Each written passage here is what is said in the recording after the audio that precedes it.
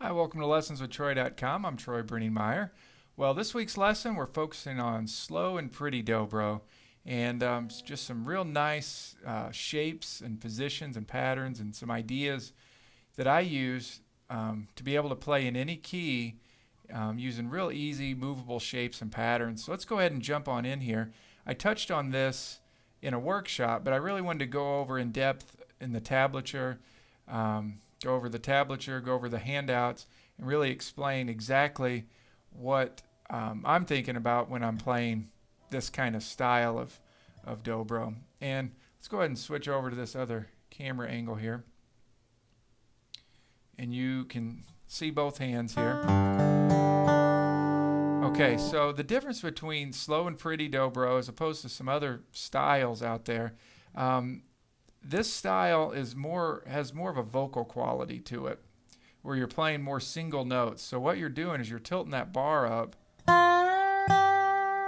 and you're just going to be getting more or less just one note for the most part, as opposed to like old-timey dobro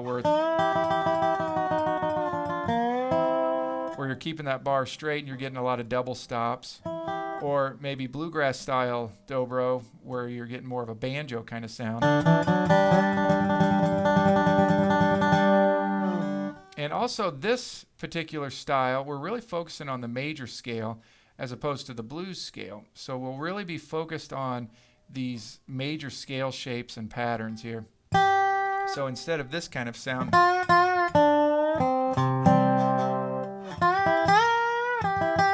which is real nice, and I love that style, the bluesy style and those scales and licks and all. What we're going to be focusing with here is more of a major scale sound.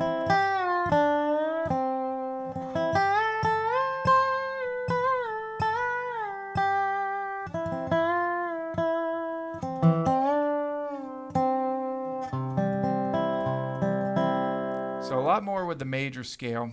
And so let's go over some of these shapes and patterns. Now, if you have your handouts, I suggest you get them all printed out here. And the one that we're going to be focusing on, just to start off here, is going to be this one, if you can see. My Easy Shapes and Patterns, Volume 1 for Slow and Pretty Dobro. Okay, now I want to explain what's going on with this and what all this looks like. So as you see there, it says one chord, and it says from the bottom up, it says root, third, fifth, root, third, fifth. So we're going to be in the key of C here. And in the key of C, this is your root, third, fifth, root, third, fifth. That's C, E, G, C, E, G.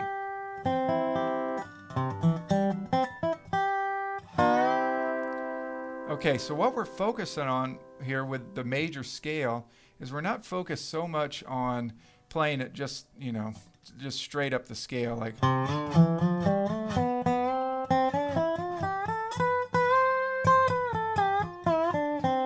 We're not so much focused on that. What I really want to touch on in this one is playing the scale and understanding that here's your chord, your one chord, and what we're going to be doing is we're going to be sliding to the next note of the scale or sliding back to the next note of the scale or the previous note of the scale, I guess it would be.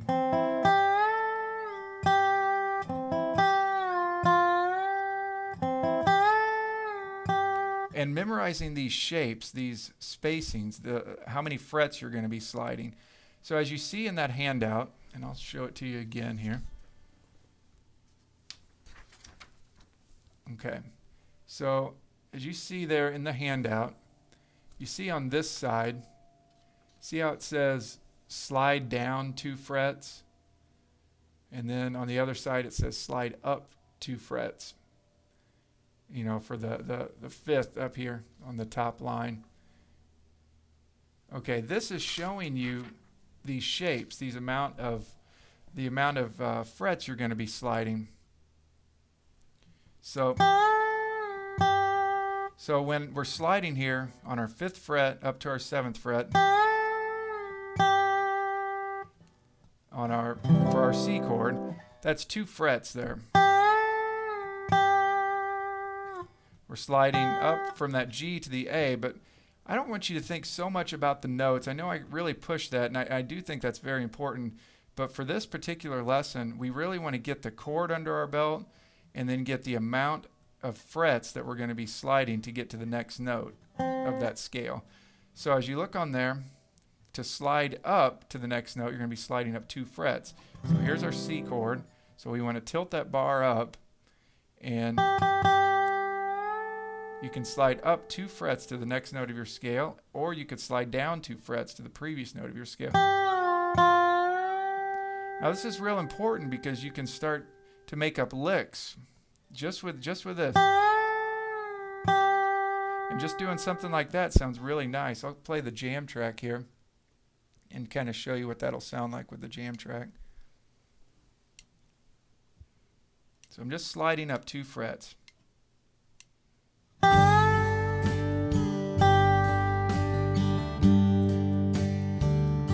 Let's get a different jam track going on here. Here we go.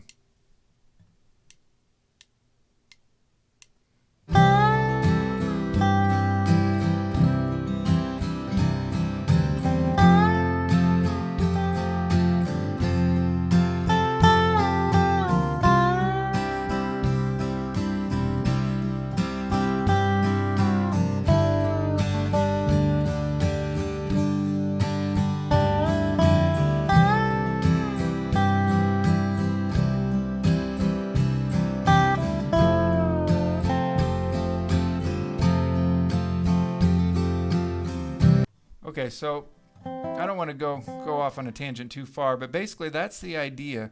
We're on our C chord here, and what we want to do is we want to memorize how many frets we're sliding up to the next note on our root, third, and fifth. Because what happens on the dobro is that it repeats. You have root, third, fifth here, and then you have root, third, fifth here. So once you learn the shapes for these 3 strings, they're the same for these 3.